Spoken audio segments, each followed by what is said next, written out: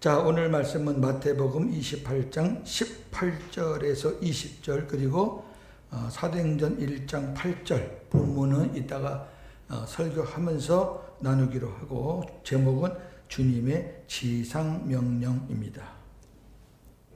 이 지자가 땅지자가 아니거든요.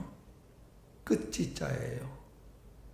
더 이상 끝이 없다. 가장 높은 명령이라 그런 뜻이죠. 오늘은 저희 교회가 섬기는 키르기스탄 배 선교사님이 오셔서 참으로 행복한 주일입니다. 또 6월 말에 우리 교회 선교팀이 선교지 방문이 있어서 6월 첫 주 오늘을 선교주일로 정했습니다.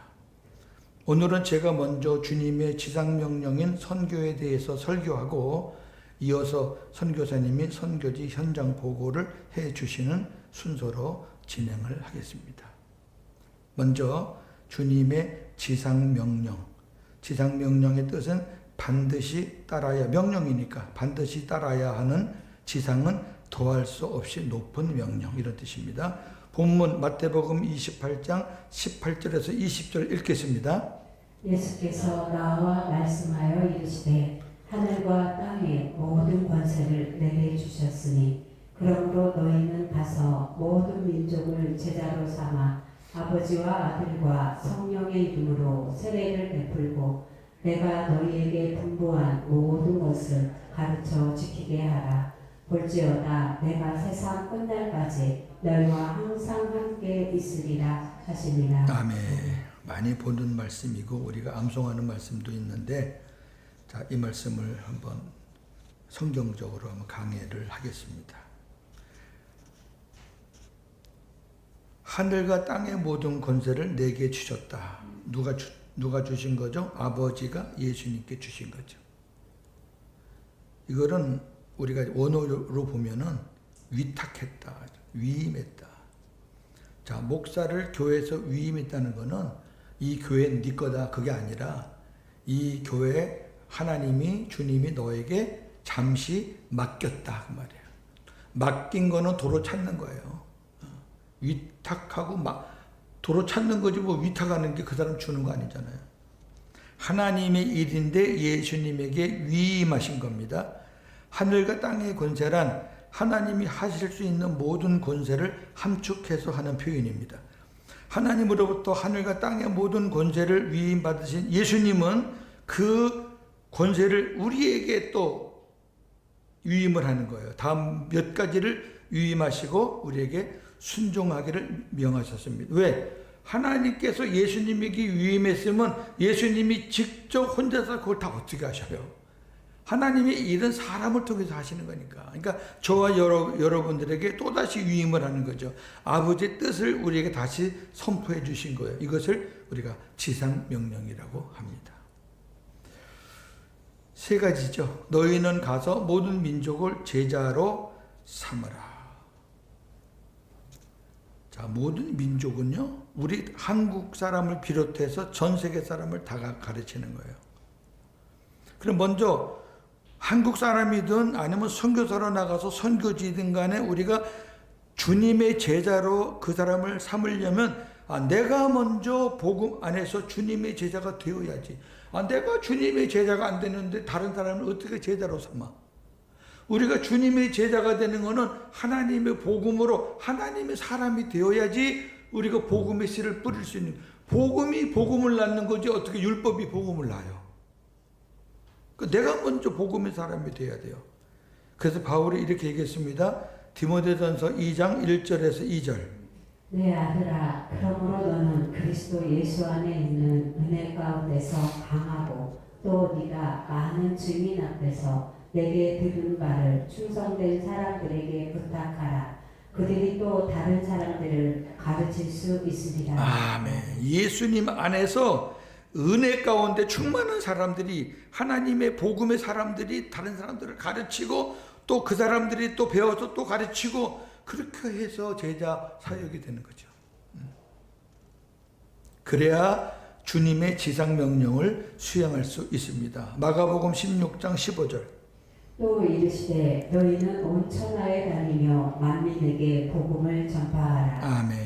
이런 말씀들이 복음이 들어서 복음이란 말만 들으면 막 마음에서 막 감동이 있는 사람들은 이 말씀 들으면 아멘 하지만은 그런 복음이 없어서 감동이 안 되는 사람들은 이런 말씀 그냥 듣고 흘리는 거예요. 선교사님들이 알아서 하겠지 뭐. 두 번째 명령은 아버지와 아들과 성령의 이름으로 세례를 베풀어라 그 말이에요. 삼위일체 하나님의 이름과 권위로 세례를 주어야 합니다. 세례의 효력은 물의 양이나 질이나 수세의 방법이 있지 않습니다. 물을 많이 얹어야 되고 물을 조금 얹으면 안 되고 몸을 담궈야 되고 이런 것에 따르는 게 아니라 진정한 세례는 성령 세례예요. 그러니까 신앙 고백을 상대방 신앙 고백을 해요. 복음을 전해서 아멘. 예수님을 영접하기를 원합니다. 예수님과 함께 살기를 원합니다. 그러면 아멘 하면은 성부, 성자, 성령의 이름으로 세례를 베푸는데 그 세례 베풀므로 인해서 성령 세례로 그가 하나님의 사람이 되게 해야 돼요. 중요한 거는 성령 세례예요. 물 세례는 성령 세례를 확증시켜주는 하나의 도구일 뿐이지. 성령 세례 안 되고 물 갖다 뿌린다고 되나요, 그게? 물 속에 풍덩 들어간다고 되나요? 그 다음 세 번째 명령은 내가 너희에게 분부한 모든 것을 가르쳐 지키게 하라. 가르쳐 지키게 하라. 무슨 말이냐면은 네가 가르친 것을 그 사람들이 그 가르친 대로 살 수 있도록 하라는 건데, 무슨 의미겠어요? 여러분, 고윤재 목사가 여러분들의 이것저것 3년 동안 많이 가르쳤잖아요. 지키게 하라. 제가 여러분들을 어떻게 지키게 하겠어요? 그 말씀을 받은 사람들이 그 말씀을 하나님의 말씀으로 받아서 성령의 감동으로 주님의 도우심으로 그렇게 해서 우리가 이제 지킬 수 있도록 하게 되는데, 그 지킬 수 있도록 하게 되는데 가장 모토가 되고 시작이 되는 것은 말씀을 가르치고 전하는 사람의 모습이에요. 제가 이율배반적인 말을 하면 아무리 좋은 복음을 전하고 고윤재 목사는 복음과 전혀 다른 교인들보다도 훨씬 수준 낮은 그러한 삶을 산다면 여러분들이 따르겠어요? 여러분들이 고윤재 목사가 전하는 말대로 살 수 있겠냐고? 안 돼요. 복음 전도자들은 주님으로부터 받은 천국 복음을 가르치고 삶을 보여야 합니다. 이게 중요해요. 삶을 보여야 돼요. 제가 선교사 사역을 한 3년 했는데요. 그 사역이 없었다면 저는 그전에도 선교에 대한 꿈은 있었어요. 나중에 목회의 마지막은 선교사로 했으면 좋겠다. 이런 생각은 늘 가지고 있었어요. 이건 자랑은 아니지만은 제가 삼천포 있을 때, 익산에 있을 때 교회에서 선교지를 20군데에서 30군데 정도를 도왔어요. 그건 목사가 관심이 있다는 거잖아요. 근데 제가 직접 선교지 나가 보니까 그냥 선교비 보내는 거랑 내가 가서 선교지 가서 부딪히는 거랑 이건 진짜 천지차입니다. 그래서 제가 선교에 대해서 더 관심을 갖고, 여러분들이 조금씩 아껴가지고 고윤재 목사는 어떻든 1년에 한 번씩 선교지를 갑니다. 저는 하나님 앞에 그렇게 약속하고 기도도 했기 때문에 조금씩 절약하면은 충분합니다. 그렇게 해서 선교지를 한 주간 갔다 오시면 제 말이 필요가 없어요. 가서 거기서 사는 아이들도 좀 보고, 그 다음에 그 아이들이 그 복음을 막 사모하고, 그 다음에 우리가 갔을 때 그들의 그 얼굴 모습과 행동과 막 이런 모습들을 보면요, 그 감동이 안 되고 눈물이 안 나온다면 그건 사람이 아니에요. 그 정도로 그 선교지는 감동이 많습니다. 그러니까 선교지는 잘 사는 나라를 선교지 가면 안 돼요. 그런 데는 조금 그래요. 그러나 동남아시아는 어디를 가도 진짜 우리 손길이 필요한 곳이고, 아프리카는 더 하고요. 아프리카는 가고 싶은데 너무 멀어요. 너무 멀어서 가기가 힘들고. 천국 복음은 복음을 듣고 깨달은 자만이 전하고 가르칠 수 있습니다. 천국 복음을 깨닫고 복음으로 사는 자만이 훈련을 통해 생명을 낳을 수 있습니다. 가장 중요한 핵심은 복음이에요. 내가 먼저 깨닫고 내가 먼저 복음으로 살아야 돼요. 그걸 보여줘야 돼요. 그리고 주님은 세 번째, 지상명령을 수행하는 자들에게 뭐라 그러냐면은 내가 세상 끝날까지 너희와 항상 함께 있을 것이다. 이거는 지상명령을 수행하는 자들과 주님이 임마누엘 하시겠다는 거예요. 내가 너희와 함께 할게. 그 지상명령을 수행하지 않아도 내가 너희 안에서 함께 하지만 특별히 지상명령을 수행하는 너희들에게는 내가 영원히 함께 할게. 이거 얼마나 큰 약속이에요. 이 말은 선교는 사람이 하는 게 아니라 함께 계시는 하나님이 하신다는 거예요. 내가 너희 안에 함께 할게라는 얘기는 그 선교는 네가 하는 게 아니라 내가 너를 통해서 하는 거야. 그런 말이죠. 주님이 하시는 거예요. 선교사님들은 이제 이러한 말씀들을 갖고 나가서 이제 선교를 하셔야 되죠. 기본이죠. 그 다음에 두 번째, 사도행전 1장 8절에 주님의 증인, 본문입니다. 오직 성령이 너희에게 임하시면 너희가 권능을 받고 예루살렘과 온 유대와 사마리아와 땅끝까지 이르러 내 증인이 되리라 하시니라. 아멘. 우리가 천국 복음을 전해야 할 대상은 전 세계 모든 민족입니다.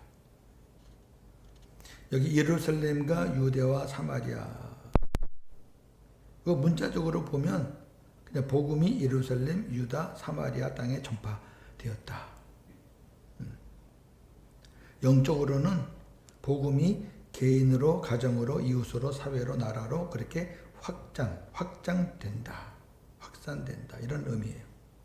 근데 주의할 것은 이것을 순차적으로 보시면 안 돼요. 예를 들어서 개인이 복음화가 돼야 된 다음에 가정이 복음화가 되고, 가정이 복음화가 되면 이웃으로 가고, 이웃이 복음화가 되면 그러면 아무것도 못해요. 이거는요, 예루살렘과 유대와 사마리아, 이건 공동체예요. 같은 거예요. 어떤 사람은 개인 구원, 어떤 사람은 가정 구원, 어떤 사람은 사회 구원, 어떤 사람은 세계 선교. 이게 동시적으로 이루어진다는 거지, 이게 순차적으로 보시면 골치 아파요. 아무것도 못해요. 아니, 내 집 식구들도 구원 못하는데 어디 밖에 나가서 복음을 전하느냐, 이런 목사들이 있는데 한심스러워요.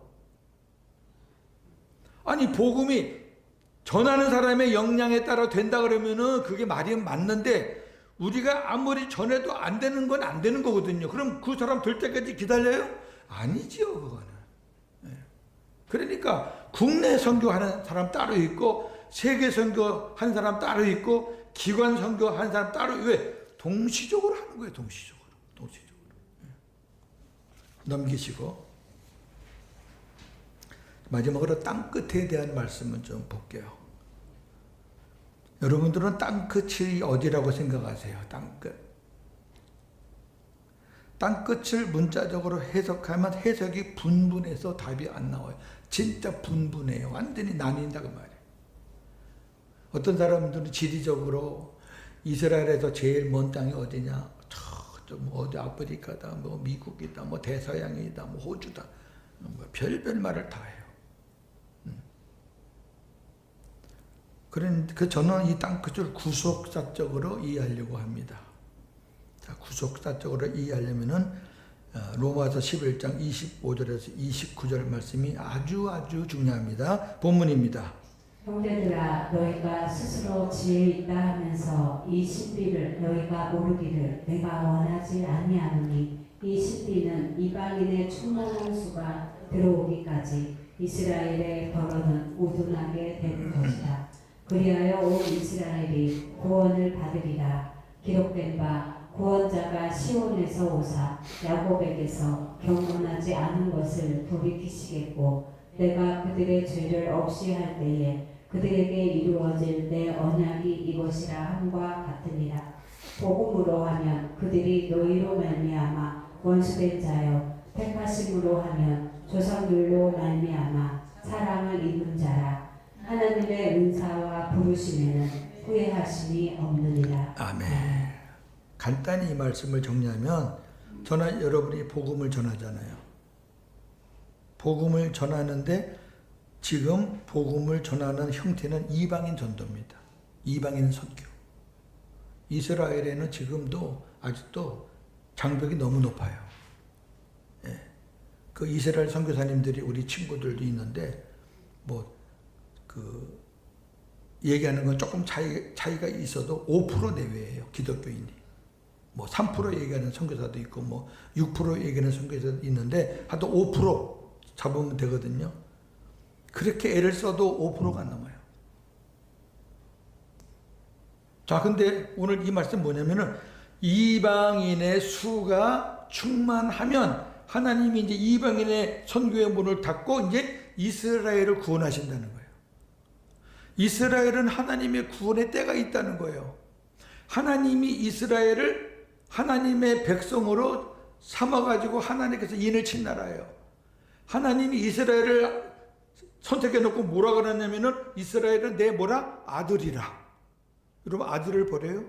그래서 마지막에 하나님의 은사와 부르심에는 후회함이 없다는 얘기는 하나님이 이스라엘을 선택하신 거, 아들로 삼으신 것에 대해 하나님은 절대로 후회하심이 없다는 말이에요.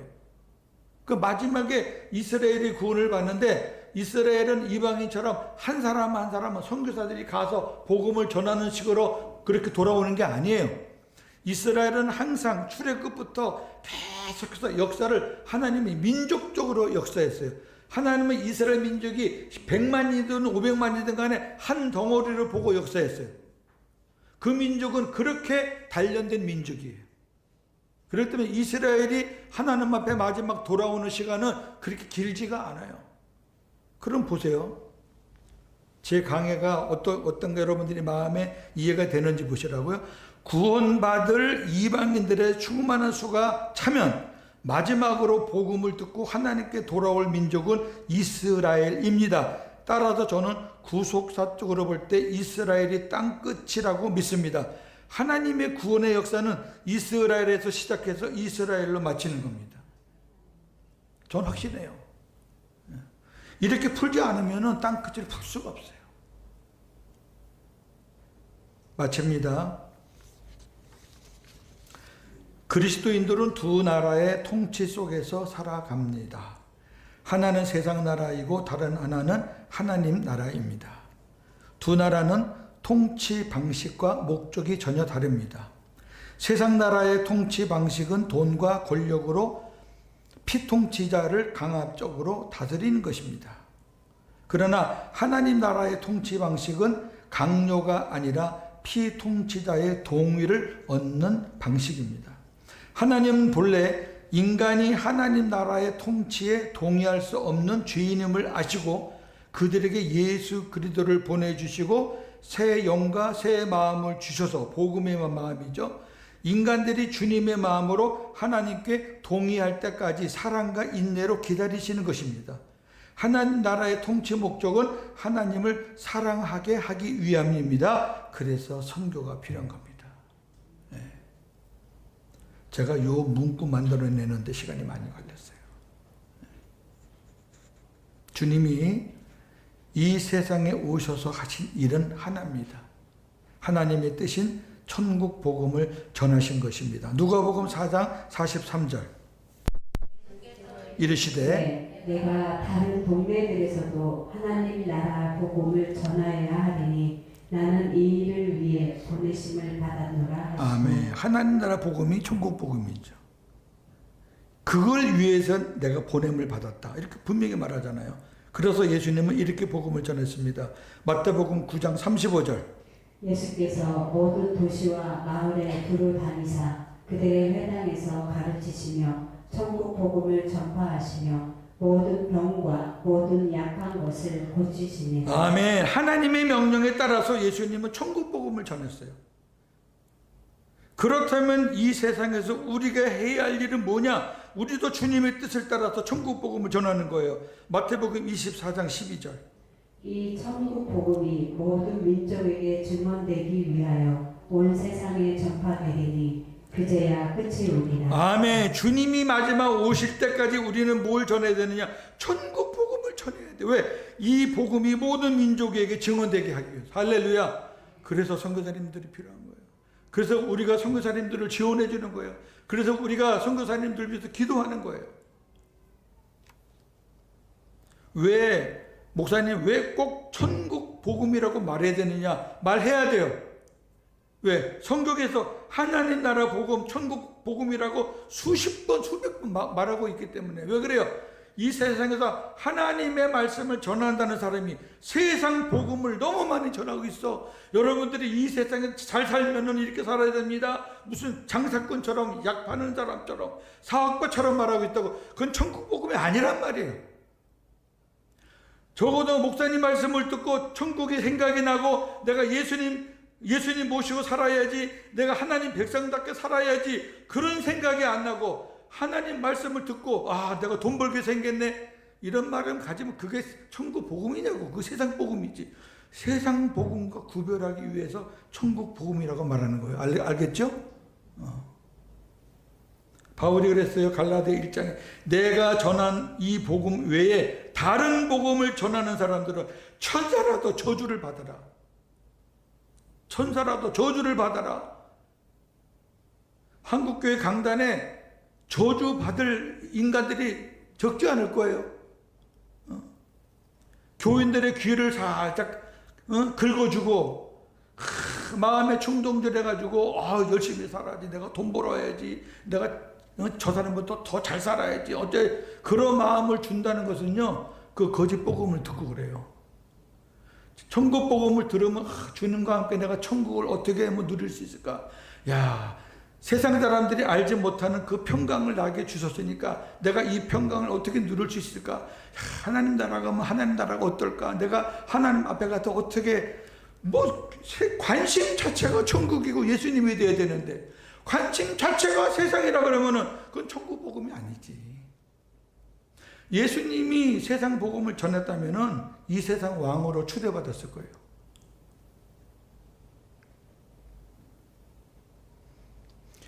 우리가 눈여겨 볼 것은 주님은 부활하신 주님을 의심하는 제자들에게 지상 명령을 주셨다는 거예요. 지금 이 말씀을 받는 제자들은 주님의 부활을 긴가민가해요. 웃겨요. 부활하신 주님 만나고도 제대로 이렇게 자리를 못 잡아요. 그러니까 왜 그랬을까? 주님은 진짜 세상 말로 배알도 없나? 그 이유는 현재가 아닌 오순절 이후의 제자들을 바라보셨기 때문이에요.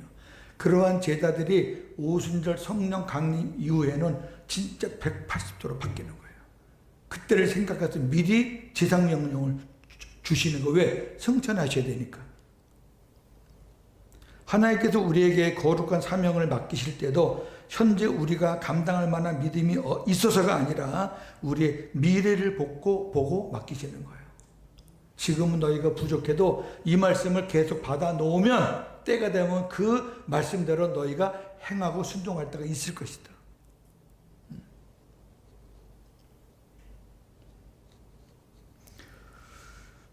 오늘날 교회의 존재 이유와 성도들의 존재 이유는 단 한 가지. 천국 복음을 깨달아 천국 복음을 전함으로 주님의 지상 명령을 수행하는 것입니다. 전부 다 선교사로 나가는 거 아니에요.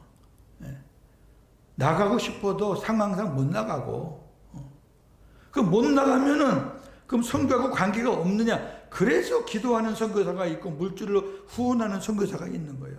사도 바울도 자기에게 선교비를 보내줘서 선교할 수 있도록 해준 교회, 빌립보 교회라든지 데살로니게 교회라든지 고맙다는 인사를 많이 합니다. 백문이 불여일견이라는 말이 있죠. 제가 아까 말씀을 드렸듯이 저는 우리 교회 교우들이 생활비를 조금씩 절약해서 선교지 방문할 기회가 있을 때 꼭 동참하시면 좋겠어요. 동남아시아는 여러분 100만 원만 준비하시면 돼요.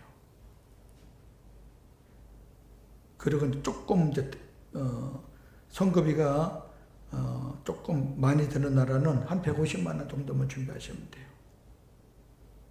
아니, 한 달에 한 10만 원씩 준비 못 하나요?